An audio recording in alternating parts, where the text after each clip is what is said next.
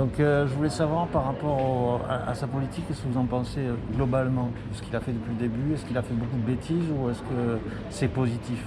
Non, enfin, il est dans l'imprévu, hein. C'est la politique internationale universelle pour tout le monde, hein. Tous les pays sont dans le même problème. Pour vous, Angela Merkel, elle n'a pas fait mieux que lui quand même? Ben, on ne peut pas dire ça, monsieur, parce qu'une fois, sur une vague, ils ont fait mieux que la France. Sur une autre vague, c'est la France qui a fait mieux. Ah bon? En fait, tout le monde essaie de trouver la solution en fonction de l'état de santé à l'instant T. D'accord. Donc, Parce qu'il y en a qui disent qu'il a foiré de partout.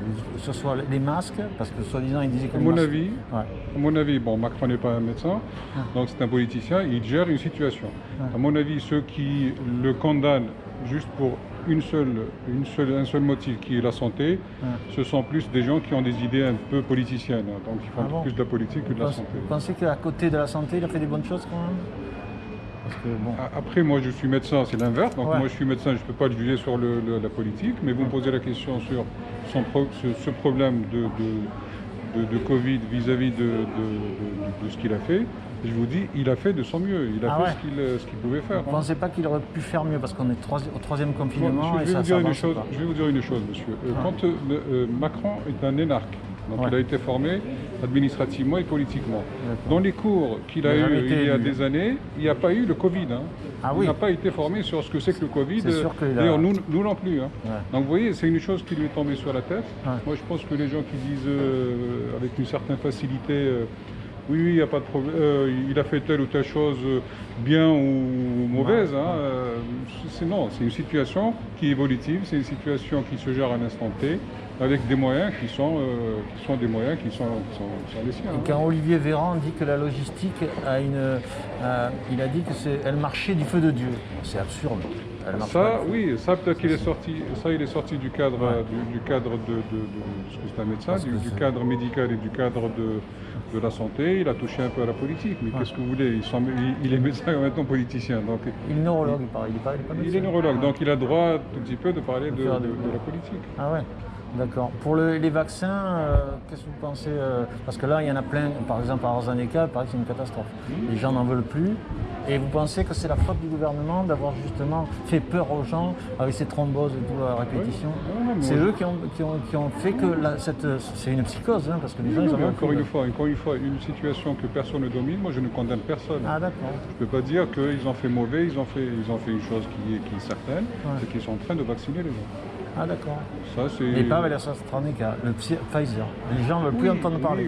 Même le Moderna, vous vous rendez compte, ça a une même consonance que l'AstraZeneca, c'est un truc ils ne veulent pas y aller. Oui, il n'y a pas eu de preuve encore, mais bon, l'AstraZeneca est en train de se casser les dents. Après, vous savez, à un certain niveau, il y a aussi, c'est une chose qui ne se dit pas, mais il y a aussi une guerre des laboratoires. Qui fait le mieux, qui fait...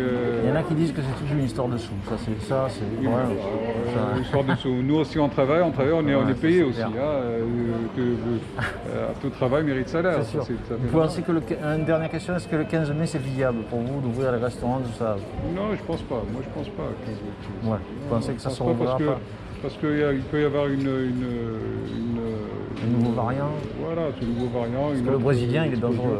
Je pense à lui. Donc c'est possible que ça soit. On va passer un été, si on passe un été un peu bien limité sur le plan des comportements des gens. Peut-être qu'on verra d'ici l'automne. Moi, ça c'est mon avis personnel. Je suis qu'un simple citoyen médecin.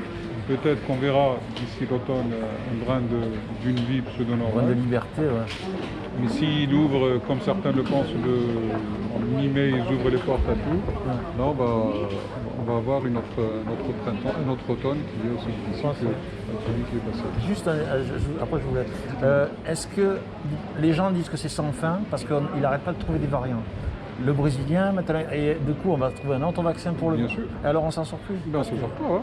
Hein. Vous pensez qu'on s'en sort? Si vous voulez, moi, un truc personnel, c'est pas une histoire de quelques mois, c'est encore des années devant nous. Ah oui, C'est la folie. Oui, non, mais vous avez remarqué une chose, c'est que chaque continent présente un variant d'un pays de ce continent. C'est fou. En Amérique, c'est le brésilien, en Afrique, c'est le nigérian, en Europe, c'est l'anglais. Ouais. Il reste un tout petit peu des asiatiques, mais ne vous inquiétez pas, dans quelques mois, peut-être qu'on va avoir un variant. Pourtant, la peste noire, le virus s'est arrêté d'un coup.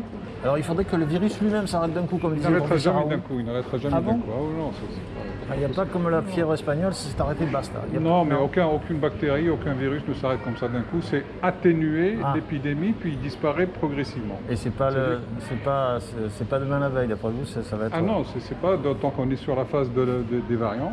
Voilà. On va goûter les variants, Oh là là. puis après on verra. Hein. C'est pas très rassurant. Les virus sont plus intelligents que l'homme. D'accord.